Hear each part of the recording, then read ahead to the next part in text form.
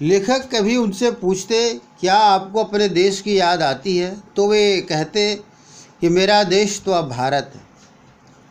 लेखक कहते कि मैं आपकी जन्मभूमि के बारे में पूछ रहा हूँ, तो वो बताते कि हाँ याद आती है, बहुत सुंदर है उनकी जन्मभूमि रैम्सचैपल, बेल्जियम का रैम्सचैपल नामक शहर। घर में और किसी की याद, तो वो बताते थे कि माँ की बहुत याद आती है। अक्सर वे माँ की यादों में, स्मृति मतलब यादों में डूब जाते थे। उनकी माँ की चिट्ठियाँ भी अक्सर उनके पास आती थी और वे अपने अभिन्न मित्र डॉक्टर रघुवंश को उन चिट्ठियों को दिखाते थे। पिता और भाइयों से उनके मन में कोई विशेष लगाव नहीं था। इनके पिता व्यवसायी थे। एक भाई वहीं पादरी बन गया, एक भाई काम करता है, उसका एक परिवार है। तो उनका जो परिवार था, उस परिवार में एक बहन भी थी जो बहुत सख्त और ज़िद्दी थी। बहुत देर से उसने शादी की। फादर को एक आध बार उनकी शादी की चिंता व्यक्त करते भी उन्होंने देखा था। भारत में बस जाने के बाद वो 2 या 3 बार अपने परिवार से मिलने के लिए बेल्जियम गए थे। वो बताते हैं कि लेकिन मैं तो सन्यासी हूँ, मुझे परिवार से क्या लेना देना। अब परिवार का मोह माया सन्यासी के मन में नहीं रहता है। लेखक पूछते कि आप सब कुछ छोड़कर क्यों चले आए, तो उनका जवाब होता कि प्रभु की इच्छा थी। वह बालकों जैसी सरलता से मुस्कुराकर कहते कि माँ ने तो बचपन में ही घोषित कर दिया था कि ये लड़का तो हाथ से गया। और सचमुच, यानी ऐसे कहते हैं कि पूत के पांव पालने में ही दिखते हैं। तो माँ को पहले ही एहसास हो चुका था कि लड़के का जो स्वभाव है, इस स्वभाव से यह शायद दुनियादारी नहीं बसाएगा, घर गृहस्थी नहीं करेगा, या तो बहुत बड़ा साधु महात्मा बन जाएगा या कोई समाज सेवी बनकर अपना जीवन यापन करेगा। ये ऐसा एहसास हो गया था उनको। और सचमुच में इंजीनियरिंग की पढ़ाई वो कर रहे थे, अंतिम वर्ष की पढ़ाई कर रहे थे, और उसको उन्होंने छोड़ दिया और छोड़ करके संन्यास ग्रहण करने के लिए धर्मगुरु के पास पहुँचे। धर्मगुरु ने जब इन्हें संन्यास दिया, उस समय एक शर्त इन्होंने रखी, जो उस समय का एक नियम था कि संन्यास लेने वाला एक शर्त रख सकता है, और शर्त यह था कि मैं भारत जाऊंगा। लेखक पूछते कि भारत जाने की बात आपके मन में क्यों उठी, तो वो बताते कि नहीं जानता, बस मन में था कि भारत जाऊंगा। पता नहीं भारत के प्रति उनके मन में ये आकर्षण, ये खिंचाव क्यों था। फिर वे भारत आ गए। पहले वे जीसेट संघ में 2 साल पादरियों के बीच धर्माचार की पढ़ाई करते रहे। कैसे पादरी का क्या काम है, क्या कर्तव्य, क्या दायित्व, जिसको हम लोग ट्रेनिंग के नाम से जानते हैं, उस तरह की पढ़ाई होती है, प्रशिक्षण मिलता है, वो काम वो करते रहे। फिर 9-10 वर्ष तक वो दार्जिलिंग में रहे और वहाँ पढ़ते रहे। फिर वहाँ से कलकत्ता आए, जो वर्तमान में कोलकाता के नाम से जाना जाता है, और वहाँ से उन्होंने बीए किया, वो भी हिंदी में। फिर इलाहाबाद विश्वविद्यालय गए, जो उस समय प्रयाग विश्वविद्यालय के नाम से जाना जाता था। शायद अब भी हो सकता है कि उसका नाम प्रयाग विश्वविद्यालय कर दिया गया हो, क्योंकि इलाहाबाद शहर का ही नाम बदल करके प्रयागराज कर दिया गया है। वहाँ से उन्होंने एमए की। उन दिनों डॉक्टर धीरेन्द्र वर्मा, जो बहुत ही महान साहित्यकार भी थे, बहुत बड़े विद्वान थे हिंदी के, उनकी कुछ आलोचनात्मक पुस्तकें भी हैं, इतिहास ग्रंथ भी हैं, वो हिंदी विभाग के अध्यक्ष थे उन दिनों। शोध प्रबंध इन्होंने प्रयाग विश्वविद्यालय में ही रिसर्च किया और शोध प्रबंध लिखा, पीएचडी की थीसिस हिंदी विभाग में रहकर 1950 में पूरा किया, और उसका शीर्षक था राम कथा उत्पत्ति और विकास। आप सोच सकते हैं कि एक व्यक्ति, विदेशी व्यक्ति, एक अंग्रेज, बेल्जियम का रहने वाला क्रिश्चियन व्यक्ति आता है, भारत में हिंदी की पढ़ाई करता है, हिंदी में रम जाता है, और जो रिसर्च करता है वह राम कथा पर, रामायण पर, उसकी उत्पत्ति और विकास पर। परिमल संस्था में उसके अध्याय पढ़े गए। फादर ने मातर लिंक का एक प्रसिद्ध उपन्यास, ये नाटक है ब्लू बर्ड, उसका उन्होंने हिंदी में रूपांतर भी किया नील पंछी के नाम से।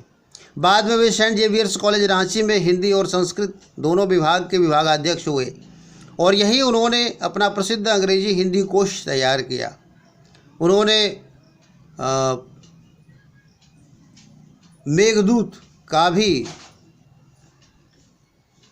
डॉक्टर बचनदेव कुमार के साथ मिलकर हिंदी में अनुवाद किया है संस्कृत से पूर्व मेघ का, जो बीए के पाठ्यक्रम में सम्मिलित है।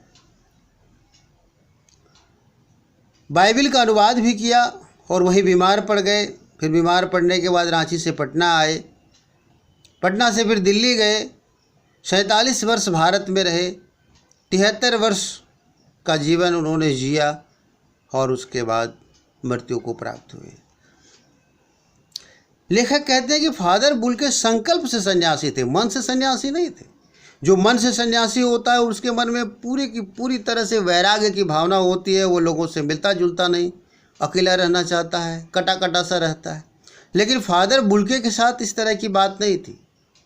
वो मन से सन्यासी नहीं थे बल्कि संकल्प से सन्यासी थे कि वो मैं सन्यासी हूँ, मैं पादरी हूँ। वे रिश्ता बनाते थे तो तोड़ते नहीं थे। 10 साल के बाद भी, मिलने के बाद भी उसकी गंध इनको महसूस होती थी और जब भी वे दिल्ली आते तो ज़रूर मिलते, खोज कर, समय निकाल कर, गर्मी सर्दी बरसात आदि को झेल कर, चाहे 2 मिनट के लिए ही सही, लेकिन मिलते ज़रूर थे। ऐसा कौन सन्यासी करता है? सन्यासी ऐसा नहीं करता। सन्यासी को दूसरों से मिलने जुलने की कोई परवाह नहीं होती। जो उसके नज़दीक आया उससे वो मिल लिया तो मिल लिया, लेकिन जो नज़दीक नहीं आया उससे मिलने की उससे चाहत भी नहीं होती। वह किसी के पास जाता नहीं मिलने के लिए। लेकिन ये थे कि चाहे सर्दी हो, गर्मी हो, बरसात हो, हर मौसम में किसी में भी जिनसे इनका परिचय था, अगर वो उस क्षेत्र में पहुंच गए हैं तो उनसे ज़रूर मिलते थे। उनकी चिंता हिंदी को राष्ट्रभाषा के रूप में देखने की थी। हर मंच से उसकी तकलीफ़ का वो बयान करते थे और इसके लिए वो अकाट्य तर्क भी देते थे। बस इसी एक सवाल पर वो झुंझलाते थे।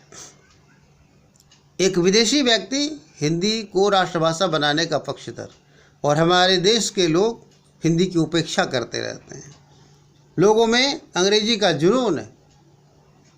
बात बात में 2-4 शब्द अंग्रेजी के जब तक नहीं बोलेंगे तब तक उनकी संतुष्टि नहीं होगी या खाना हजम नहीं होगा। और जो 2-4 शब्द अंग्रेजी का बोल देता है, लोग उसे बड़ा विद्वान समझ लेते हैं, बड़ा एडवांस समझ लेते हैं, बड़ा विकसित समझ लेते हैं। लेकिन वास्तव में ऐसा नहीं है। आम बोलचाल में 2-4 शब्द अंग्रेजी के लोग सीख ही जाते हैं। तो एक विदेशी व्यक्ति हिंदी की वकालत करता है और हिंदुस्तान के लोग हिंदी की उपेक्षा करते हैं। इस कारण उनमें तकलीफ़ थी, उनके मन में इस बात की बड़ी तकलीफ़ थी और यही तकलीफ़ उनके मुख से निकलती थी। इसी में वो झुंझलाते थे। हिंदी वालों के द्वारा हिंदी की उपेक्षा को देखकर दुख प्रकट करते हुए उन्हें देखा जाता था। घर परिवार के बारे में, निजी दुख तकलीफ़ के बारे में वो अपने हर परिचित से पूछते थे। ये उनका स्वभाव था। जब भी किसी से मिलते उनकी कुशल समाचार पूछते, उनके परिवार के सदस्यों के बारे में पूछते और बड़े से बड़े दुख में भी उनके मुख से सांत्वना के शब्द जो निकलते थे बिल्कुल जादू की तरह और एकदम जादू की रोशनी से भर देते थे, जैसे किसी गहरी तपस्या से वो शब्द उपज रहे हों। कहते हैं हर मौत दिखाती है जीवन को एक नई राह। लेखक की पत्नी और पुत्र की मृत्यु असमय हो गई थी। उन्हें वो दृश्य याद आ रहा है। उस समय फादर बुल्के ने उन्हें सांत्वना देते हुए यही बात कही थी कि मृत्यु ही तो है जो नया जीवन देती है। अगर जो लोग आत्मा परमात्मा पर विश्वास करते हैं, उनका यह तर्क है कि हमारा ये शरीर नश्वर है, हमारी आत्मा अमर है। आत्मा एक शरीर को त्याग कर दूसरे शरीर में प्रवेश करती है, तभी नया जन्म होता है। तो जब तक आत्मा पुराने शरीर को त्याग नहीं करेगी तब तक नए शरीर में प्रवेश कैसे करेगी? यानी किसी की मृत्यु नहीं होगी तो किसी का जन्म कैसे होगा? इसीलिए वो कहते थे कि हर मौत दिखाती है जीवन को नई राह। और ये शांति के जो शब्द थे, सांत्वना के जो शब्द थे, फादर के शब्दों में विरल शांति झलक रही थी और लेखक को इसमें बड़ा तृप्ति मिली, बड़ा आनंद आया। और उन्होंने पुत्र और पत्नी की मृत्यु के दुख को, कष्ट को सहन करने की इन सांत्वना वाले शब्दों ने उन्हें ताकत दी। तो इस प्रकार हम लोग आधे से अधिक हिस्सा को आज पढ़ चुके हैं। थोड़ा सा बच रहा है जिसे हम लोग अगली कक्षा में इसका अध्ययन करेंगे। और कुछ प्रश्न मैं आपको दे रहा हूँ जिसका उत्तर लिख करके आप दिखाएंगे।